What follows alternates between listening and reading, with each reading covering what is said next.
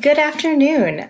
It is such a huge honor to moderate this conversation at the J Street Conference of 2021 about social justice in the Jewish community. And to do so today, I'm joined by three incredible panelists who are truly leading our community advocacy in this moment. So I want to thank all three of you for joining today and for giving us your time and your wisdom. I'm joined today by Maharat Rori Neiss, who's the Executive Director of the Jewish Community Relations Council of St. Louis. Thank you so much for being here. And also by Rabbi Sandra Lawson, who's the Director of Racial Diversity, Equity, and Inclusion at Reconstructing Judaism. And by Rabbi Jonah Pesner, who is the Director of the Religious Action Center of Reform Judaism. And I am so grateful to all of you for your time today. And I also want to say, just on a personal note, to all three of you that I have spent, I work at HIAS, and I've spent the past decade working to mobilize the Jewish community to together help to build a world that is more just and more compassionate. And in that work, I have interacted with each of you individually and with each of your organizations so closely as some of the closest partners in that work, and J Street as well. And so I wanted to just thank you. It feels particularly meaningful to me to be able to have this conversation in this new moment together after spending especially the past 4 years really fighting together in the trenches. So I wanted to say thank you for that as well. So before we dive into the conversation and hear from each of you, I wanted to connect the conversation that we're having now to the one that immediately came before this, which really was a conversation about this change in the political moment and what tactics we'll all need to use in order to advance the priorities of the Jewish community, to be able to advance social justice with a new Congress and a new administration, and really a very different, a very unique past year that we've all experienced. Before we even look forward, I'd love to look backward. I'd love to hear what you are proud of from the way the Jewish community fought for social justice in the Trump era. So what were some of our biggest wins and what were some of our biggest learnings? And let's start with Rori. Thanks, Rebecca. It's so exciting to be here with you and to be at J Street, and I'm so grateful for the opportunity to be with this incredible panel. There were some really hard moments in the past 4 years, but I think what we really saw from my perspective was where we felt like there was a significant lack coming from some of the administrative policies. I think our Jewish community really tried to step up and fill in those gaps. And so I think we saw a lot of advocacy on really particular issues. But I think more than anything, what inspired me were the ways in which our Jewish community really tried to supplement where we thought that people were going to be left behind, whether it was in fundraising efforts, whether it was in trying to create programs that were missing. I know for our own organization at the JCRC in St. Louis, we were incredibly proud of running a summer camp for children of refugees, trying to really increase opportunities for people where the funding had been significantly cut, to make sure that people still had the chance to gain the skills, to be integrated within society, and to really build a better life for themselves in the vision of what we knew could be for our country. Sandra, I'm wondering if, from your perspective, if you could look back a little at the past 4 years and tell us a little bit about what you feel proud of about the Jewish community and what was lacking and where we needed to learn. Yeah, the 4 years ago, more than 4 years ago, when the last occupant of the White House became the president. I think for many in the Jewish community, that was a hard day, and also a reminder for me as a person of color that maybe many of us had gotten kind of laxed, and we had a lot of work to do. We still have work to do, and also that we had been in this situation before. The difference for me 4 years ago was that there were more people on my side than had historically been before, which I found comfort in that. I think one of the proudest moments looking back 4 years ago was with I don't know what else to call it, the Muslim ban, when so many of our Jewish brothers and sisters showed up at airports. And that was pretty amazing. And I'm not going to lie, I am hopeful for the next 4 years. And that doesn't mean, though, that I can't be critical of. I voted for the current occupant of the White House, but I can also be very critical. And there's some things that are happening that I'm starting to be critical of. But I do believe that this is that the last president was dangerous for our society, and I think that the Jewish community, especially after George Floyd, and George Floyd did not happen in a bubble, and we're back in the trial of George Floyd, we're in the trial of George Floyd and learning more about what happened that horrible day. I think for many in the Jewish community, that was a wake-up call for many to ask how racism still exists, how is it 2021 or 2020 at the time, and we are still witnessing this, and it for people of color, this wasn't anything new. The difference is that we all watched a man be murdered on our television screen, and that is traumatizing. And I've been very proud of the response from the Jewish community. We still have a lot of work to do, and I'll talk about more about that later. But I am proud of where the Jewish community is going after the death of George Floyd. Rori and Sandra, it's an honor to be speaking after you.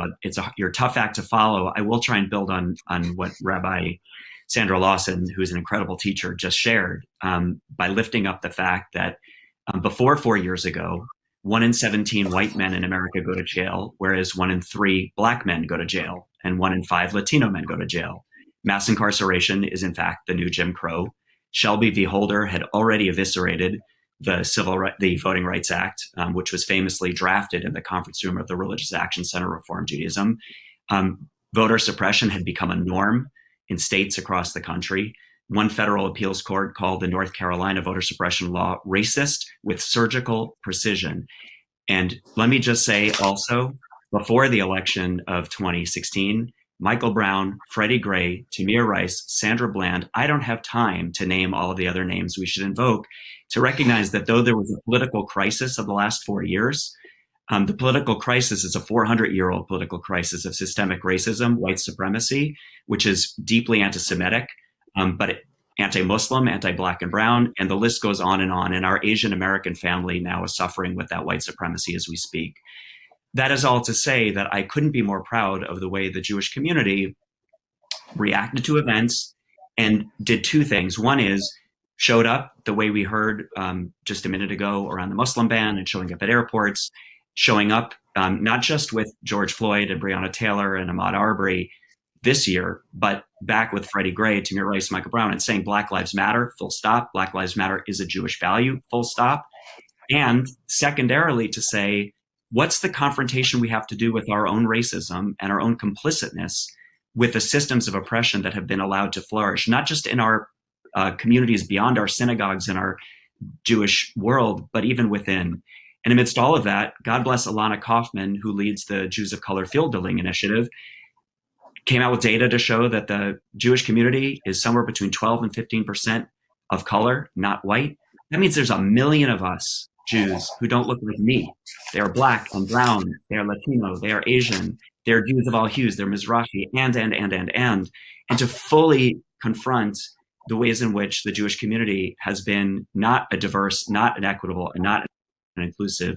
All this amidst COVID and the racial reckoning, and to say we have to not just show up to protect the Jews and the Jewish community as it has been, but the Jewish community as it needs to be, the multiracial, multi-ethnic, glorious, diverse tapestry of creation. All of that is what the last 4 years has looked like. So with that, I want to actually ask Rori, because one of the ways that I saw our community evolve in dramatic ways was the understanding that we can't act alone and expect to make a difference, that we need to stand in solidarity with other communities and to be there for them so that they'll be there for us. And when I think of who does that well, honestly, you're one of the people that just springs to mind in terms of your work in St. Louis. I respect and admire it so much. And I'm wondering if you could share some wisdom. What do you think the rest of the Jewish community needs to understand right now about how to show up in solidarity in months and years? I appreciate you saying that so much, and it is a journey because I don't think any of us have it down to a science yet, but I'll say three things about it that I think are really crucial. The first element of it is it's literally showing up and being present. And that's become so much harder now in the age of COVID, although I still see our Jewish community going out and about. But in any way that we can be present, that is what we need to be doing. And when we say present, I really mean present and listening. This is not about showing up and guiding people on a path. This is about respecting that when we are showing up in solidarity, other people know where they need to go and where they want to go. And what we can do is boost that up where they want us to be boosting it. We can be allies where they want us to be allies, and we are followers where they want us to be followers. And I think that is one of the things that our Jewish community does well, but also where we can fall by the wayside, because we take a deep pride in the lessons that we've learned in terms of advocating for ourselves. I think we've done an incredible job of learning that path for our Jewish community. And we can offer that wisdom, but we cannot take over and say we know the path to go forward. And so being present is really very much literally just being present and going where people want us to be going. The second thing is to speak boldly.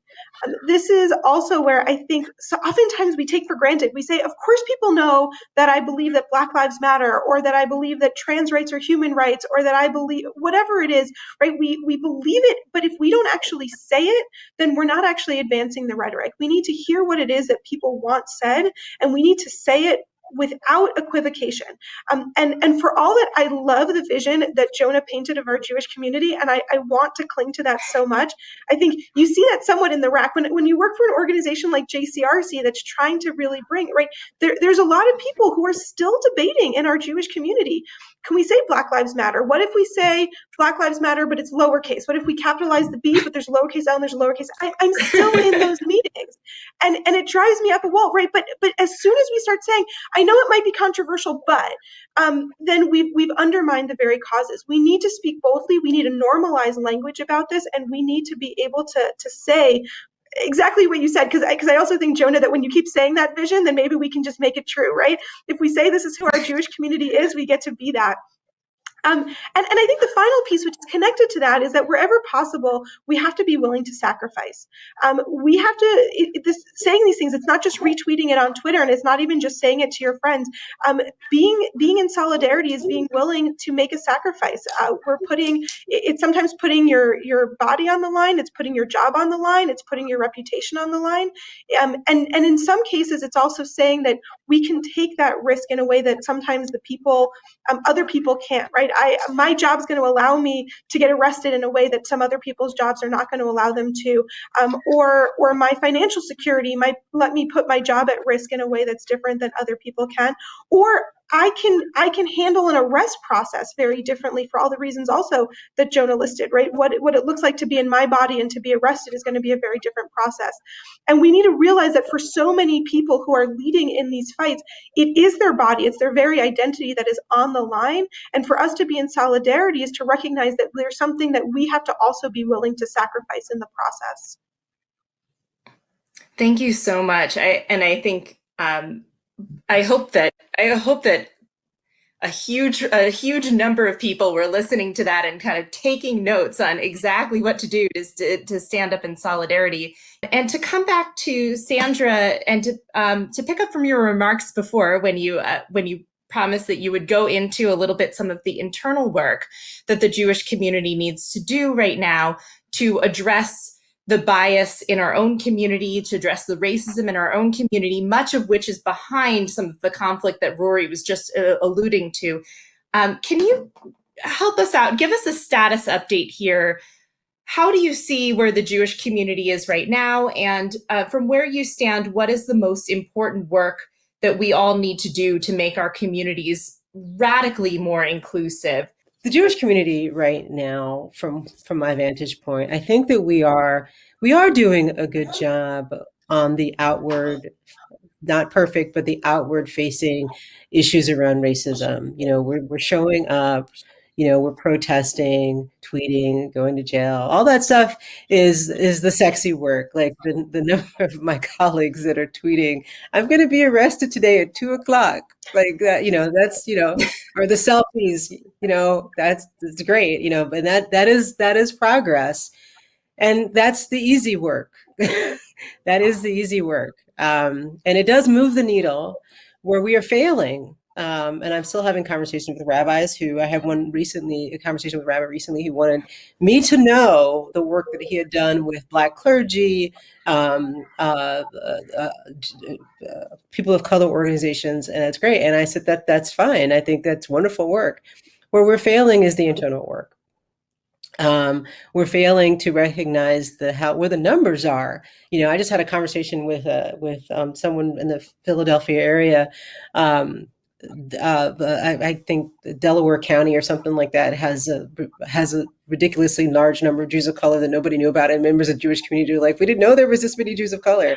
The data is out there. The data has been out there for a long time. There have been several studies over the last 20 years that consistently show that the numbers of Jews of color that are growing, that Jews of color in our country are growing. And that's just part of being an American. Like, Jews are looking like the American population, which means whatever statistic you see in the American population, you're going to see in our Jewish communities.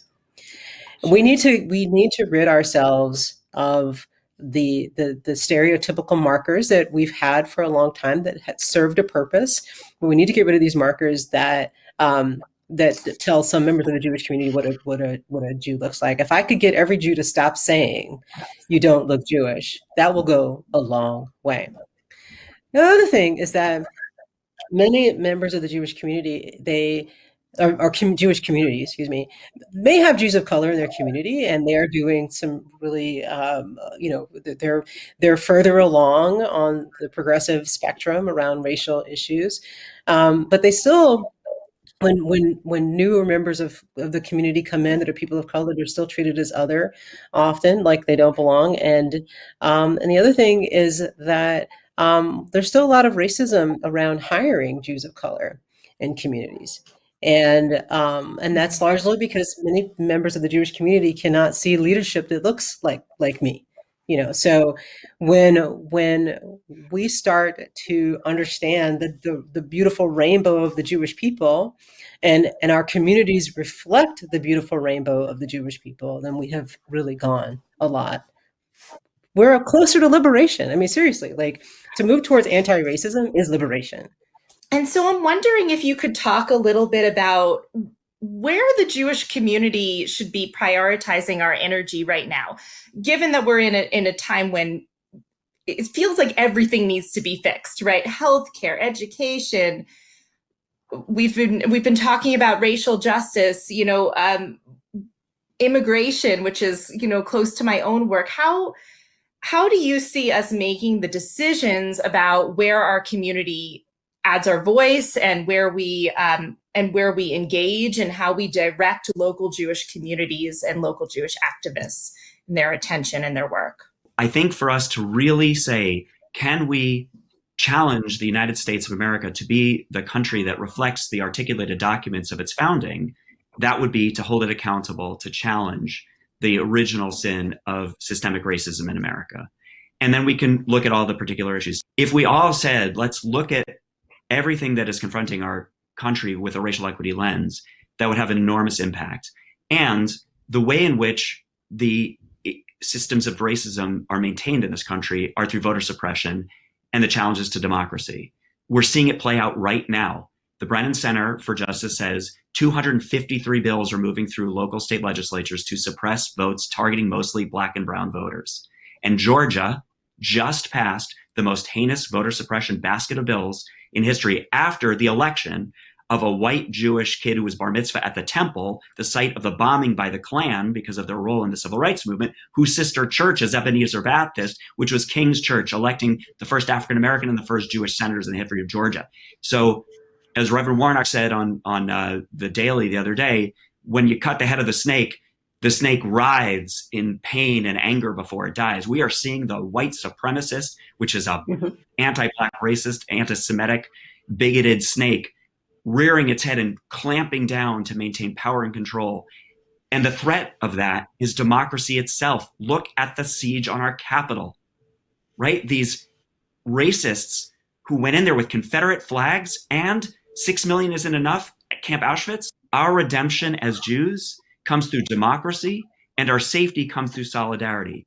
So folks, the For the People Act, HR 1, number 1, we have got to advocate as a Jewish community for the protection of democracy and democratic norms and roll back voter suppression. HR 4, the John Lewis Voting Rights Restoration Act.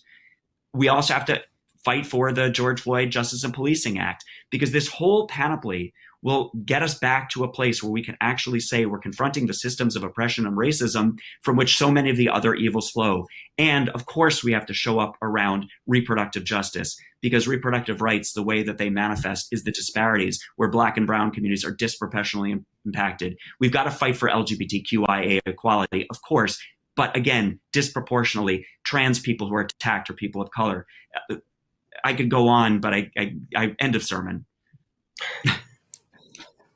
Forgive me. No, I appreciate it. This is such a critical time for all of your involvement. I can't even imagine a more important time for Jews from across the political spectrum, from across the country, to get involved, to make your voices heard, to step up, to stand in solidarity, to do that internal work with yourself, with your communities, and to really challenge yourself, because I think this is a moment when we start to really change things, and we start to be in a position where we're not just fighting back all the time, but we're actually moving forward. So I want to thank everyone who's watching, and especially to thank the 3 panelists who joined us today.